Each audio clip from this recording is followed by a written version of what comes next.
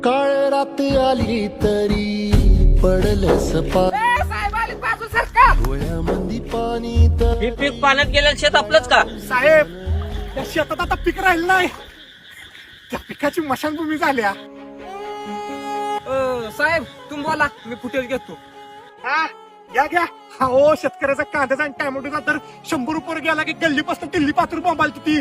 आम्ही कसं घेऊ कसं खाऊ? आजी हे पीक पाण्यात आहे ना, त्याला शेतकरी त्याच्या पोरासारखा जपतोय. आज त्याचं पोरग पाण्यात आहे, आता बोंबला म्हणाव गल्लीपासून दिल्लीपर्यंत. अहो शेतकऱ्यापर्यंत मदत पोहोचण्यासाठी आमच्यापर्यंत चालू आहे ती. साहेब, त्या सोयाबीनवर आमची दिवाळी होणार होती, आता ती आम्हाला मिळेल का हो? ए देवा, ती कलियुग संपल्यावर तर शेतकऱ्याचा दिवस येतील का रे? बळ दे झुंजाया कीर्तची ढाल दे नवी ती पंच प्राण